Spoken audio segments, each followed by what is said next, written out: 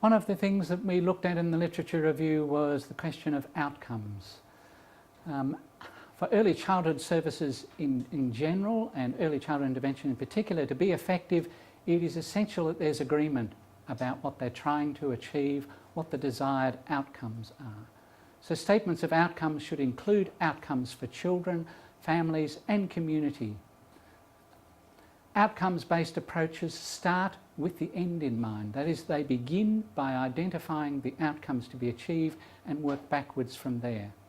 And an outcomes-based framework has the following elements: a statement of intended objectives, a listing of intended outcomes of the service, a listing of objectives and indicators, the strategies used to achieve these outcomes, a description of the activities and services based on these strategies, and procedures for evaluating service delivery itself as well as its impact.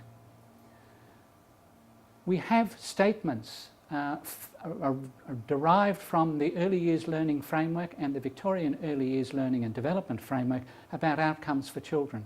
These apply to all children and they should apply to children with disabilities.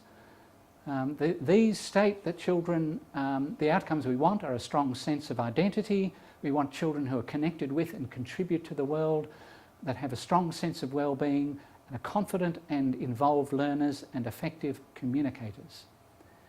In addition, we have a set of statements about outcomes that derive from the Better Opportunities, Better Outcomes statement that the Department for Education and Early Childhood Development produced last year. It's a statement about children with disabilities. There are 6 outcomes, 3 for children, 2 for families, 1 for our communities. For outcomes for children, we want children to develop the skills and capability to achieve meaningful civic, social and economic participation. We want them to enjoy optimal health and well-being and quality of life, and we want them to be engaged in and benefit from educational opportunities, achieving improved knowledge and skills. For their families, we want the families to access services that support their workforce and community participation choices. And we want families to be well supported and confident in their abilities to support their children's learning and development and capacity to live independently.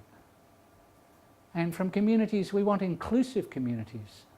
We believe that inclusive communities benefit from the contribution that children and young people with a disability or developmental delay make and will make in the future. So those outcome statements need to be ones that we take on board as an early childhood intervention field to guide the work. So it's not just that second set, it's also the early years learning framework ones.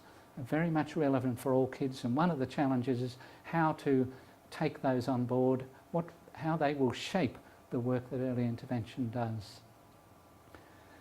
Another aspect of the work the review looked at were early childhood intervention service frameworks.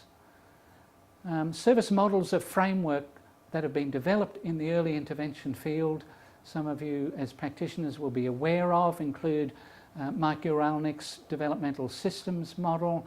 Caldunst and his colleagues have an integrated framework model. Robin McWilliam and colleagues have a support-based home visiting model. Sam Odom and Mark Wallery have a unified theory of practice model. In the UK, we looked at some of that.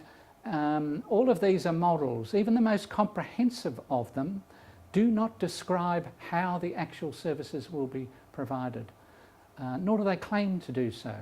They contain frameworks and guidelines, and they must be translated into systems-based practices by community-based services.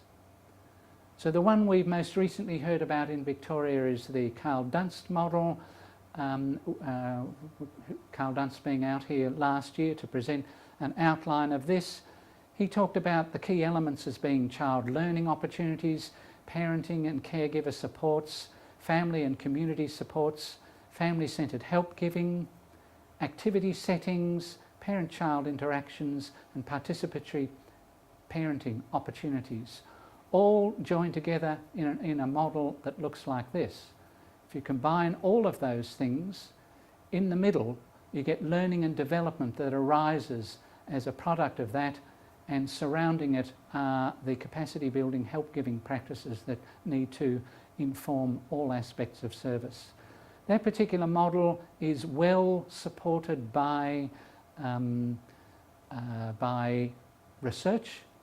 However, as with all these models, particularly the US models, we need to keep in mind the fact that they apply to 0 to 3 years, which is what early intervention is in the state, whereas we have 0 to 6 years.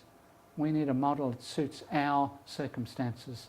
But these various models offer us some guidance. So again, at this point, you might want to pause and consider these questions.